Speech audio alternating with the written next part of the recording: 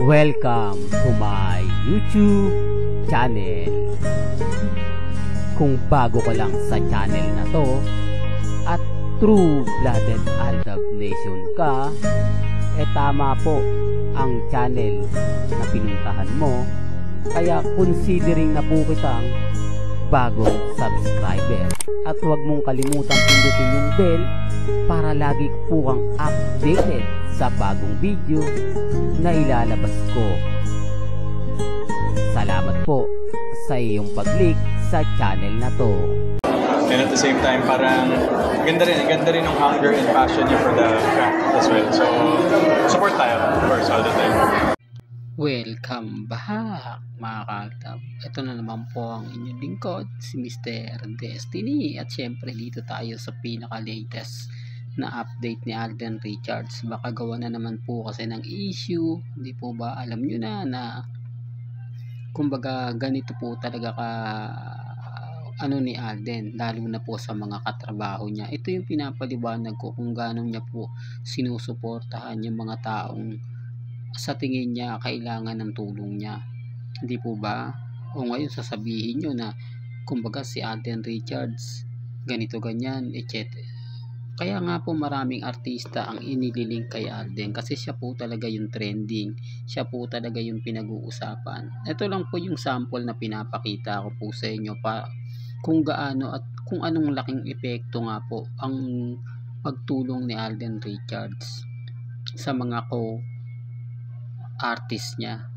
Hindi po ba? Kaya nga sabi ko sa inyo yung kay Catherine, ginawa lang po ni Alden yung para lang po talaga sa pelikula. Kung ano po yung nakikita ninyo, yun para lang po sa pelikula nila Alden at ni Catherine. Pagkatapos nun wala na po kayong makikita pang issue, wala na po kayong makikita kung ano-ano pang mga kwento na inilalabas po sa social media. Kaya nga po ako natatawa na lang doon sa mga nagpapakalat ng ganito, nagpapakalat ng ganon. Di po ba? Ito yung mga galawang desperado na sinasabi po nila na sina Catherine, si Alden may teleserye. Dito pa lang ipopromote na po nila. Dito pa lang masasabi nyo na kumbaga po pwede nang gumawa si Alden Richards ng bagong teleserye dahil ito lang po yung mga project niya. Di po ba? Patulong-tulong na lang sa pagpo-promote, di po ba, pagpunta sa Honda bilang ambassador, promotion ng dog food, kung ano-ano pa.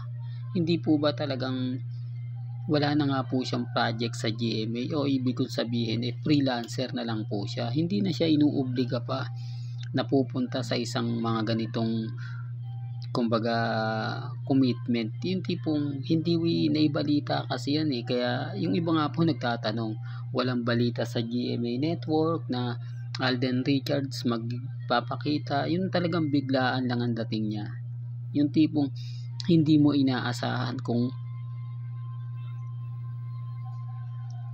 available po ba siya yung araw na yon, kung pupunta po ba siya o hindi. Yun po yung pinupunto natin. Ito yung pagkakaiba ng freelancer, yung tipong hindi mo kailangan na kumbaga magbigay o hindi ka obligado na mag-announce na kita tayo sa ganito, pupunta ako diyan, suportahan natin. Yung bigla ka na lang dadalo, yung hindi inaasahan. Real talk to. At ito nga po yung pinaka-latest post ni Alden na pinag-uusapan. Same din po ito ng post ni Mengay sa Bangkok, Thailand. Halatang yung ginagawa po nila umaayon. Kasi kung kukumbine nyo po yung post ni Alden at yung post ni Mengay, parang same din lang po, no?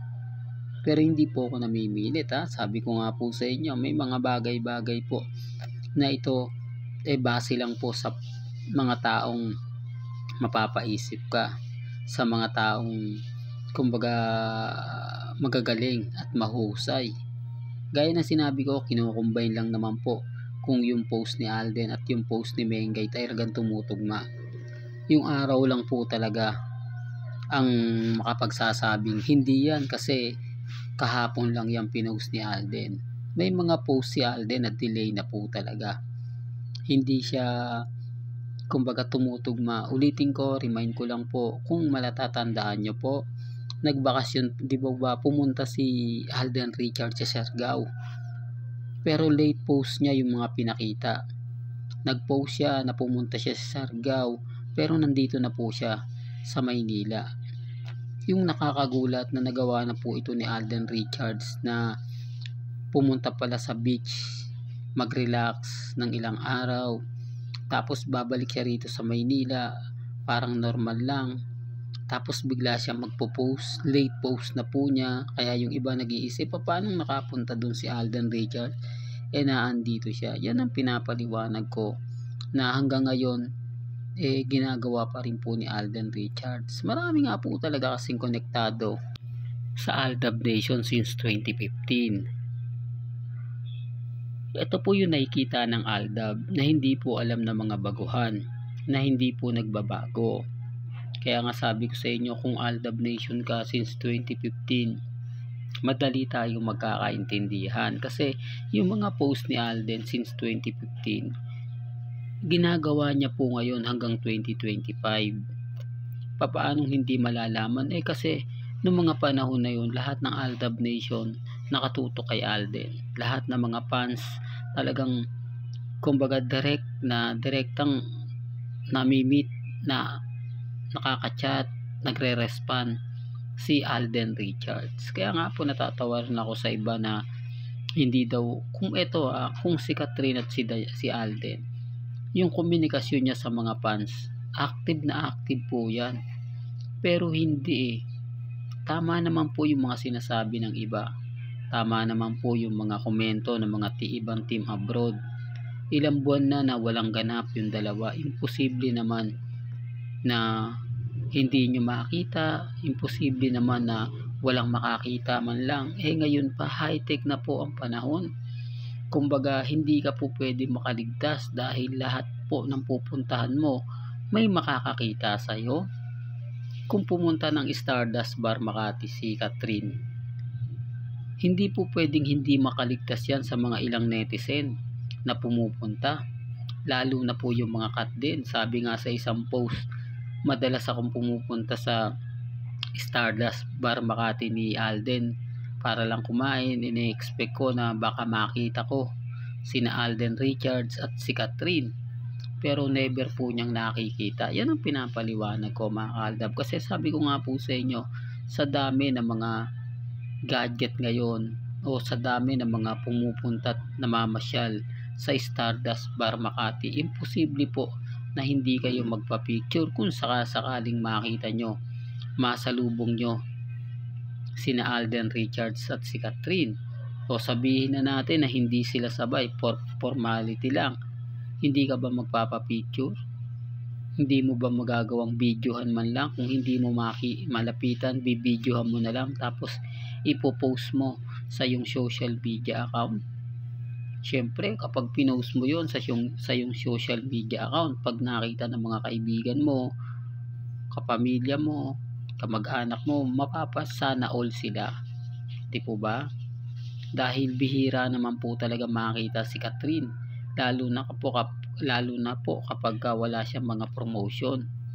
Tapos ikaw meron kang video, mas masarap pa kung magpapapicture ka.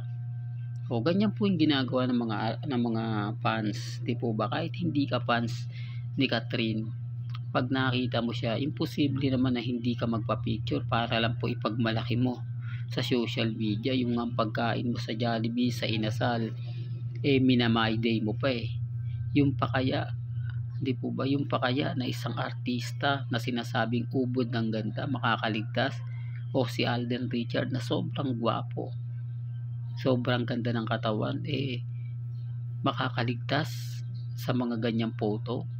Well, hindi ako namimilit, mga Kaldab. Sinasabi ko lang po, o nagpapatunay lang po tayo na wala po talagang content, di po ba? Well, hanggang dito na lang po ang ating latest updates. Kaya kung gusto nyo pa po ng pinaka-latest at sariwang update, abay tumutok lang po kayo dito po sa channel ni Mr. Destiny para updated po kayo sa mga bago at sa mga latest na i-upload po natin maya-maya lang. Kaya kung bago ka lang sa channel na to at isa kang true blooded Aldab Nation na nagmamahal kina Mengge at Isoy, tama po ang channel na pinuntahan mo, kaya consider na po kitang bagong subscriber at huwag mo kalimutang i-share ang mga video po natin sa mga mami, sa mga titas at sa mga senyor. Hanggang sa muli, salamat po sa panonood at pakikinig.